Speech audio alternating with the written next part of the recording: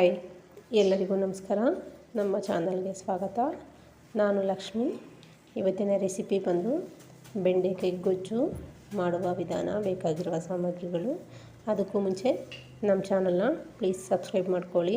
ಹಾಗೆ ಪಕ್ಕದಲ್ಲಿ ಬರುವಂಥ ಬೆಲ್ ಐಕನ್ನು ಕ್ಲಿಕ್ ಮಾಡಿ, ತಪ್ಪದೇ ಶೇರ್ ಮಾಡಿ, ಲೈಕ್ ಮಾಡಿ, ಕಮೆಂಟ್ ಮಾಡಿ.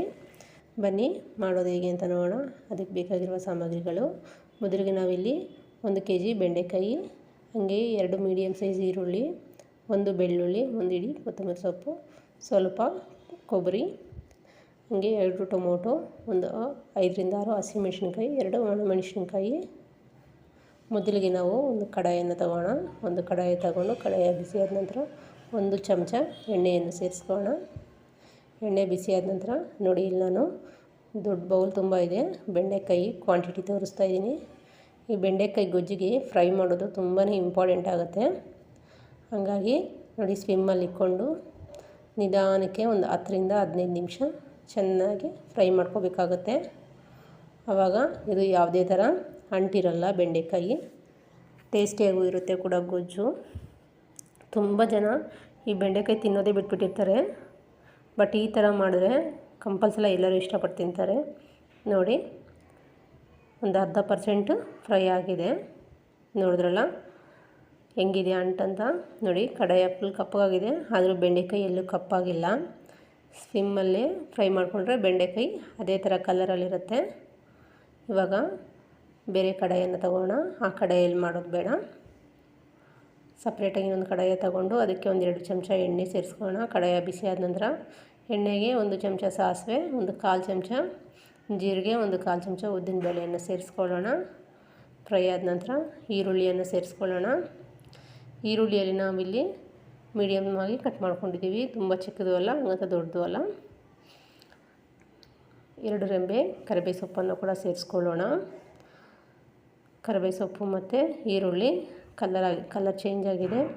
ಈ ಟೈಮಲ್ಲಿ ಹಸಿಮೆಣಸಿನ್ಕಾಯಿ ಹಾಗೆ ಒಣಮೆಣಸಿನ್ಕಾಯಿ ಕೂಡ ಸೇರಿಸ್ಕೊಳ್ಳೋಣ.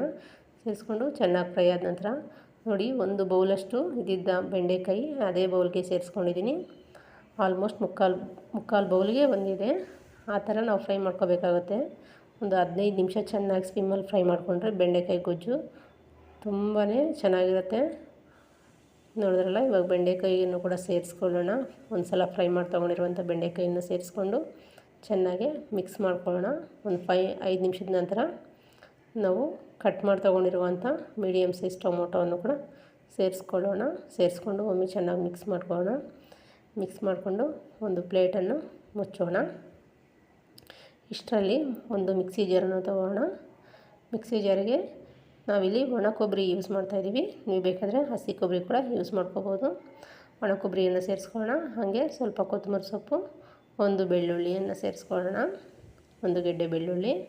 ಹಾಗೆ ಸ್ವಲ್ಪ ನೀರನ್ನು ಸೇರಿಸ್ಕೊಳ್ಳೋಣ. ಸೇರಿಸ್ಕೊಂಡು ಇದನ್ನು ತರ್ತರಿಯಾಗಿ ರುಬ್ಕೊಳ್ಳೋಣ. ನೋಡಿದ್ರಲ್ಲ, ಇವಾಗ ಚೆನ್ನಾಗಿ ಫ್ರೈ ಆಗಿದೆ. ಒಳ್ಳೆ ಘಮ ಕೂಡ ಬರ್ತಾಯಿದೆ. ಆದರೆ ಈ ಬೆಂಡೆಕಾಯಿ ಗೊಜ್ಜಲ್ಲಿ ಆವಾಗವಾಗ ಮಿಕ್ಸ್ ಮಾಡ್ತಾನೆ ಇರಬೇಕಾಗುತ್ತೆ, ಇಲ್ಲಾಂದರೆ ಬೇಗ ಸೀದೋಗ್ಬಿಡುತ್ತೆ. ನೋಡಿದ್ರಲ್ಲ, ಇವಾಗ ಮಸಾಲೆಗಳು ನಾವಿಲ್ಲಿ ಸ್ಪೈಸಸ್ ಯೂಸ್ ಮಾಡ್ತಾಯಿದ್ದೀವಿ.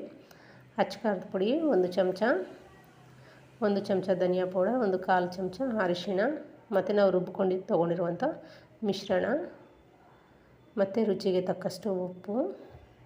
ಇವಾಗ ಒಮ್ಮೆ ಚೆನ್ನಾಗಿ ಮಿಕ್ಸ್ ಮಾಡ್ಕೊಳ್ಳೋಣ. ನೋಡಿದ್ರಲ್ಲ, ಚೆನ್ನಾಗಿ ಮಿಕ್ಸ್ ಮಾಡಿಕೊಂಡು ನಾವು ಯಾವ ಬೌಲಲ್ಲಿ ಮಿಕ್ಸಿ ಜಾರಿಗೆ ರುಬ್ಕೊಂಡಿದ್ವಲ್ಲ ಅದರಲ್ಲಿ 1 ಬೌಲಷ್ಟು ನೀರನ್ನು ಸೇರಿಸ್ಕೊಳ್ಳೋಣ.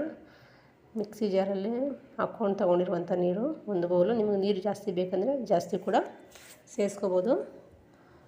ನೋಡಿ, ಇವಾಗ ಕಂಪ್ಲೀಟ್ ಒಂದು 15ರಿಂದ 20 ನಿಮಿಷ ಸ್ವಿಮ್ಮಲ್ಲೇ ಕುದಿಸ್ಕೊಳ್ಳೋಣ ಗೊಜ್ಜನ್ನು.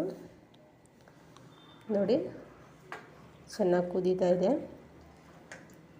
ನೋಡಿದ್ರಲ್ಲ, ಸ್ವಲ್ಪ ಟೈಮ್ ತಗೊಳ್ಳುತ್ತೆ, ಆದರೆ ಸ್ವಿಮ್ಮಲ್ಲಿ ಇಟ್ಕೊಂಡು ಮಾಡೋದ್ರಿಂದ ಡಿಫ್ರೆಂಟಾಗಿರೋ ಟೇಸ್ಟ್ ಬರುತ್ತೆ ಬೆಂಡೆಕಾಯಿ ಗೊಜ್ಜು. ನೋಡಿ, ಕಂಪ್ಲೀಟ್ ರೆಡಿ ಆಗಿದೆ. ಇವಾಗ ನಾವು ಇದನ್ನು ಒಂದು ಪ್ಲೇಟ್ಗೆ ಸರ್ವ್ ಮಾಡ್ಕೊಳ್ಳೋಣ. ನೋಡಿದ್ರಲ್ಲ, ತುಂಬಾ ಟೇಸ್ಟಿಯಾಗಿ ಈಸಿಯಾಗಿ ಬೆಂಡೆಕಾಯಿ ಗೊಜ್ಜು ಮಾಡುವುದು ಹೇಗೆ ಅಂತ ನೋಡಿ. ಎಷ್ಟು ಚೆನ್ನಾಗಿ ತುಂಬಾ ಟೇಸ್ಟಿಯಾಗಿತ್ತು. ನಿಮಗೂ ಇಷ್ಟ ಆಗಿದ್ದರೆ ಲೈಕ್ ಮಾಡಿ, ಶೇರ್ ಮಾಡಿ, ಕಾಮೆಂಟ್ ಮಾಡಿ. Thank you.